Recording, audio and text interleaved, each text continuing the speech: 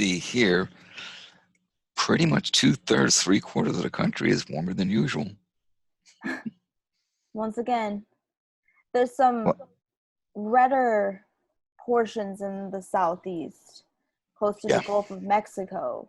Have you heard anything about the Gulf of Mexico waters? Isn't it like above average? Yeah. It seems to be. It is warmer than usual. Yes, I did hear that. I did see reports on that. Would that have any effect on why the temperatures on the coast could be warmer than average? Or Oh, sure. okay. Oh, yeah. Yeah, because you're going to have onshore breezes and that kind of stuff there. So, yeah, that's most likely a direct result of that. In fact, yeah, if you look, eastern Texas, Louisiana, Mississippi, Alabama, yeah, they're all they're some of the warmer spots that we see, which makes sense. So we haven't gone into hurricane season yet. That's coming up, but these warmer than average temperatures always seem to be taking place. I see a lot of the East Coast getting hit with above average temperatures, especially in like the winter and spring months. The East Coast tends to really be at the mercy of what the NAO and the Arctic Oscillation are up to. Just a couple of months ago, well, or at least in the past, lots of times the East Coast would be cooler than usual. Interesting. So it's the NAO and the AO really hammer home what's going on with those oscillatory systems. Really seems to affect the East Coast, especially the mid-Atlantic into the New England states much more so. So it's really interesting. And part of that could be, the jet streams. Do they dip down or not? Like this past year, because the jet streams did not dip down due to the very positive AO, the East Coast was warmer than usual. But in the past, when it's dipped down, East Coast, they're cold. They're cooler than usual. Right. I know it was the Midwest, but remember that polar vortex issue that got dipped down like last year? And like it was extreme temperatures, and then all of a sudden now 1 year later we're going above average, and the winter months were warm, so there was no polar vortex. Anyways, polar vortex thanks to a very strong AO. Right. When the AO is weaker or on the negative side, and it's coupled, the AO and the NAO are tightly connected together. It's what's called teleconnection. That's the technical term meteorologists use, but they're tightly coupled together. And so when the AO is negative, so is the NAO, and then you get the meandering jet stream, and then it brings down the cooler air pretty much down the Canadian shield over the Midwest and the eastern portion of the US. And usually what happens is when you get that situation, then you have a flip-flop of this temperature graph where the western side of the US is warmer than usual. Not this March. Because when the jet stream dips down like that, there's the jet stream that comes up like this from the tropics, bringing the warmer temps to the western part of the North American continent. Wow. You know so much. I don't know much of anything. You do. I mean, you can explain these graphics pretty damn well. So overall, during the month of March, basically 2/3 of the entire 48 states were above average, much above average, concerning for summer once again. What I find interesting is the 10th warmest March now, 126-year period of record. Oh, right here, yeah. The March temperature during March, the average contiguous United States temperature was 46.1 degrees Fahrenheit, 4.6 degrees Fahrenheit above the 20th century average. This ranked as the 10th warmest month in the 126-year period of record, which is showing us and anyone else that we're definitely continuing to warm. The global average temperature is warming still, and these are the data that reflects that. This is just for the U.S. If you start looking at worldwide temperatures, we're seeing what, 10 of the warmest years have been in this century. Absolutely. I think, You know, yeah. 14 of them, something. I have to look at the exact values now, but it's like most of the warmest years have been this century. So it's like there's a trend. Absolutely. And 2020 as a year might be the second or first warmest year on record. Like we keep we're either one or two each year. It's Yeah. like it's every other year we're breaking the record. I mean, 2016 is still technically our hottest year on record, right? That was like 4 years ago, but 2020 is it's inching close. But the other thing with 2016, and again, the scientists tease out the signal, but it was helped along by a rather moderate to strong El Nino, Okay. which tends to, especially for the Eastern Pacific Ocean, but Western, North and South America can get things a little on the warm side. And as we discussed, we're moving into a La Nina situation for the summertime. So we'll see how that. Okay. Continue on, yeah. The show continue for. Sorry, that didn't happen. Also, it's like there's ceiling. I'm propped up on like a yoga block in a book. My computer. Okay, anyways, it fell over. Continue forward. We're going into a La Nina. It's like one of.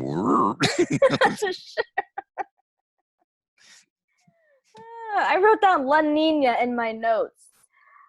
La Nina. Okay, sorry. Go Yep. for it. El Nino, La Nina is called the ENSO, El Nino Southern Oscillation. It's a complex weather system that oscillates back and forth, and it tends to have worldwide implications. Goes on, but as I make the argument in my video series I did on the oscillatory systems of the planet, all of these systems, the IPO, the PDO, the AO, the NAO, Indian Ocean Dipole, and so they're all tied together. Because the atmosphere doesn't know boundaries, it's just all tied together. And climate change is changing. And it affects everything. Yeah. And climate change is affecting the behavior of what these systems do, and also the average positioning of the systems themselves.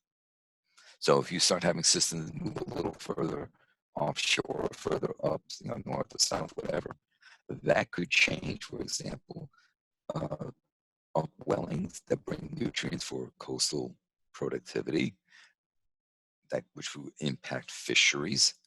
So there's a lot of stuff that can happen. Which will continue to happen as we continue to warm. I know we're around 1.1 degrees Celsius above pre-industrial averages, right? That's what we are at so far for 2020. Well, for the first 3 months. Overall, the temperatures since from looking at industrial revolution baseline, the planet has warmed up 1.3 degrees C. And some folks have it as 1.4, 1.5. So this whole notion of let's see if we can keep the warming to under 1.5 is not going to happen. No, it's not. Even with less CO2 emissions due to isolation and shutting down through this. As I said before, you could shut down emissions right this very moment. There's still enough thermal energy that the planet will continue to warm. And don't forget, you still have places burning coal and natural gas to run power plants. So there's still fossil fuel emissions taking place. You still have trains running. There's still some planes flying. You still have tractor trailers out on the road, etc., etc. So yes, there's not as many personal vehicles adding the pollution, but it hasn't. CO2 emissions has not gone to zero. And there's so much already like emitted and stored in that bank, if you want to say, like that's going to continue to warm the planet no matter what we do at this point. The 1.5 degrees Celsius threshold it's a fantasy, keeping it under that at this point. Yeah, it is. And I said, all right, looking at heat budget and stuff like that with the thermal inertia, this is going to continue to rise. The question is how much. Now, the projections for some people 3 to 5 degrees C by the end of the century, whether, depending how long this slowdown, shutdown lasts, will determine how much that gets mollified. So you think now that it depends on how long this lasts, right? Could affect Yeah, temperature short term, but not long term. probably a little of both. I mean, Okay. I would still expect to see an increase in global temperatures. Does it become, instead of 5 degrees C, as some scientists say, 4.5? Who the hell knows? We need to collect the new data, put it back into the model, crank out the model, So see what happens. interesting. So what is happening now, this pandemic, can essentially change the fate of our global average temperature based on human activity being decreased significantly. For short term and long term, I would say, yeah. How interesting.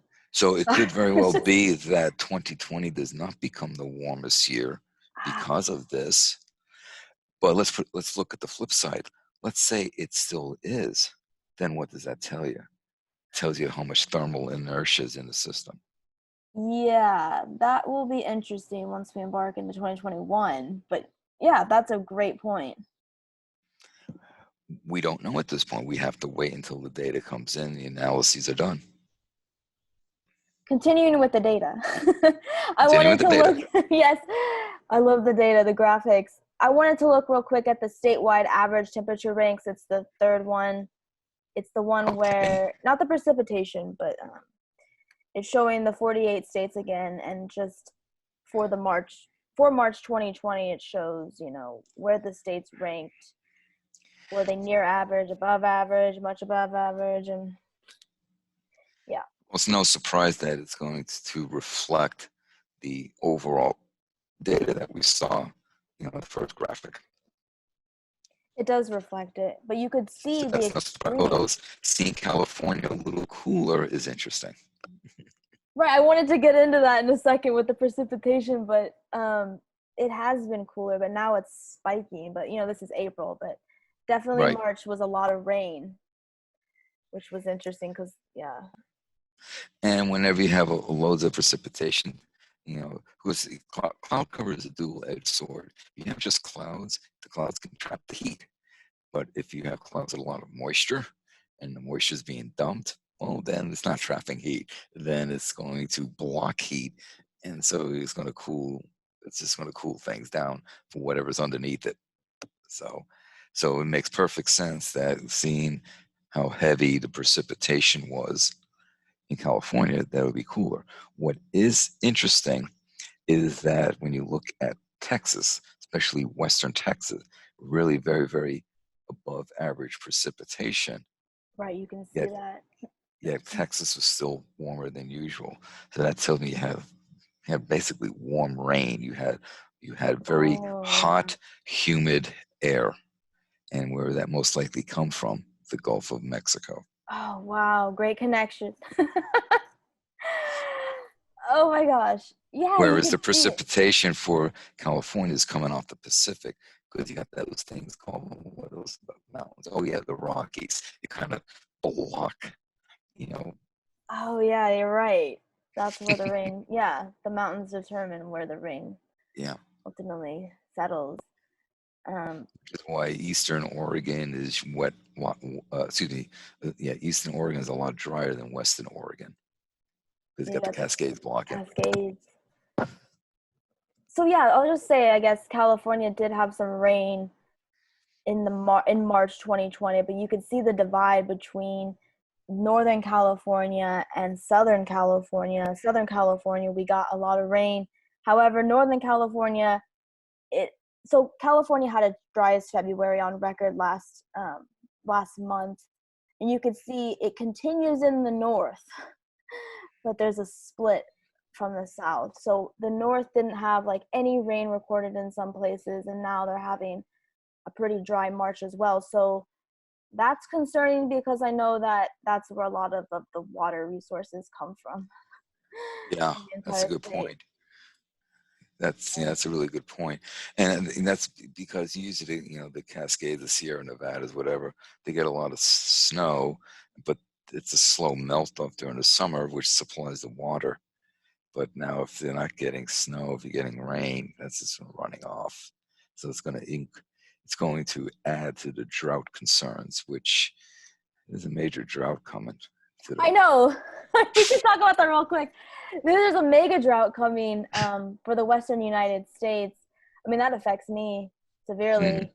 Um, but it's been localized really. It's been everywhere, but California has gotten the brunt of probably the media about it. But um, yeah, we're going into a potentially society changing mega drought where societies that in the past, right, the Native Americans, the Anasazi, the Hopi Indians, possibly the Navajo as well, they were affected like the 1500s, where their civilizations didn't have water because they're in that area in those Southwest.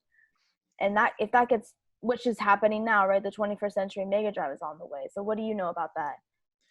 Well, in Jared Diamond's book Collapse, he actually discusses what happened to the Anasazi, the Navajos and Hopis, with the drought that was at that time in the, you know, about what, 5, 6, 700 years ago.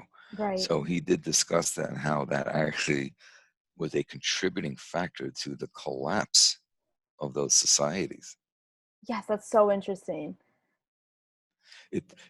His two books, Guns, Germs, and Steel, and Collapse. Collapse kind of follows up on Guns, Germs, and Steel, are really superb reads. I They're mean, on my list. Don't worry. they came out some time ago, but it's still pertinent. There's still important lessons to be learned